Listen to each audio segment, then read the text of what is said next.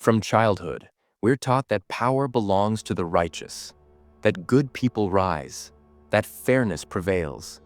Heroes defeat villains. Justice wins in the end. We're told that to gain influence, one must simply be kind, honest, and morally upright. But what if none of that is true? What if real power doesn't care about justice, or even goodness? What if morality is just a costume, worn by those who want to seem harmless? This is where Niccolò Machiavelli enters the stage. A man reviled in his time, misunderstood for centuries. He dared to write down what others only practiced in secret. That power is not about being good. It's about being effective. In a world where appearance often matters more than substance, where fear can control more than love, and where the ends really do justify the means, Machiavelli offers us not a guide to virtue, but a mirror to reality. This is the true face of power, unfiltered, immoral, and terrifyingly honest. Who was Machiavelli really? To understand his ideas, we need to understand his world. Florence, early 16th century.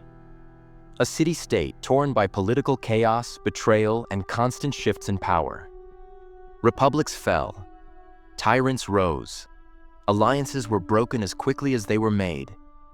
It was a time when ideals got people killed, and survival belonged to those who could adapt. Niccolò Machiavelli was not a philosopher sitting in an ivory tower.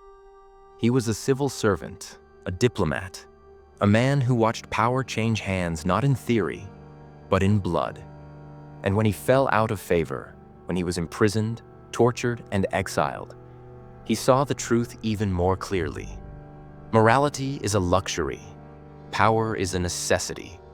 It was in exile that he wrote The Prince, not as a moral guide, not as a vision of what power should be, but as a brutal manual for how it actually works. He wasn't trying to create a monster. He was describing the ones already ruling the world. Machiavelli wasn't cynical, he was honest, and that made him dangerous. The core truth Machiavelli uncovered is as unsettling as it is simple. Morality is optional. Power is not. To lead, to survive, to control. Virtue is a tool, not a requirement. Machiavelli boldly claimed that a ruler must appear virtuous, but be ready to abandon those virtues the moment they become a liability. Kindness, honesty, generosity, these may win hearts, but they rarely win wars.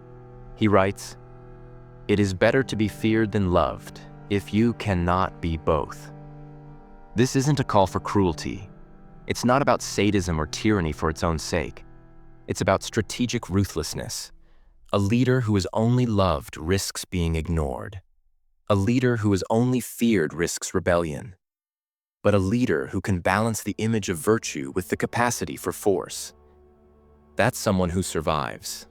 Machiavelli didn't glorify evil. He simply refused to pretend that power follows the rules of morality. Because in the real world, it doesn't. To truly grasp Machiavelli's vision of power, we have to understand two key forces: Virtù and Fortuna. Virtù doesn't mean virtue in the moral sense. It means skill, cunning, boldness, the ability to shape the world through decisive action. It's the force of will that bends chaos into order. Fortuna, on the other hand, is luck, fate, the unpredictable currents of life that no one can fully control. A flood, a crisis, a scandal, a revolution. According to Machiavelli, powerful people don't just wait for fortune to smile on them. They prepare, they act, they manipulate the moment. They seize opportunity when it appears, and sometimes they create it themselves. He writes that fortune is like a woman. She favors the bold, the aggressive, the prepared. Look at today's world. Modern leaders don't rise by accident. They use media spin, emotional spectacle, and ruthless strategy to turn chaos into opportunity. A crisis becomes a campaign. A scandal becomes a distraction. They don't just react, they dominate the narrative. This is virtù in action. The art of power is not about waiting for the right moment. It's about making the moment right. Power wears a mask, and according to Machiavelli, that mask is often more important than the face beneath it. He writes, "Everyone sees what you appear to be. Few experience what you really are." In politics, perception is reality. People don't follow the most honest leader. They follow the one who looks the part. The one who speaks with confidence, dresses the part, projects strength, even when crumbling inside. Machiavelli believed that deception isn't a flaw in leadership, it's a feature. A ruler must know how to lie when the truth is dangerous, how to flatter when it gains loyalty, how to show compassion when it hides ambition. In his eyes, a successful leader is part lion, part fox, strong enough to crush enemies, cunning enough to avoid traps. Look around today. Leaders curate their image like a brand. They stage authenticity, manufacture humility, weaponize charm.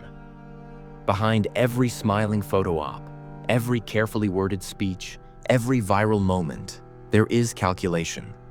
Because the masses follow what they see, not what is. This is the mask of power, not a betrayal of leadership, but the very essence of it. Machiavelli gave us one of the most enduring metaphors in the philosophy of power: the lion and the fox. The lion represents strength, the raw force to crush opposition, defend territory, and command fear. But strength alone is not enough. The lion is powerful, but it can walk straight into a trap. That's where the fox comes in. Cunning, alert, and deceitful. The fox knows how to avoid danger, how to manipulate appearances, how to outsmart the hunter. A successful ruler, Machiavelli says, must be both.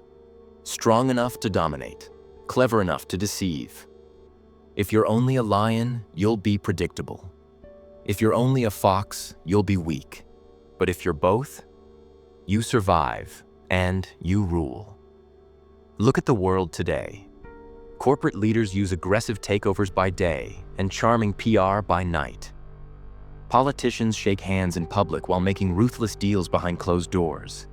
Even influencers craft carefully staged personas, mixing vulnerability with strategic self-promotion. They know when to roar and when to smile. Because in the real game of power, being good isn't enough. You must be dangerous and invisible. That is the Machiavellian blueprint for survival. So why does Machiavelli still matter? 5 centuries later? Because nothing has changed. His ideas are alive in modern politics, in corporate boardrooms, in viral social media strategies. Whenever someone chooses image over truth, whenever a crisis is spun into an opportunity, whenever charm is used to manipulate or strength to silence, Machiavelli is there. He's not just a figure of the past. He's a mirror of the present.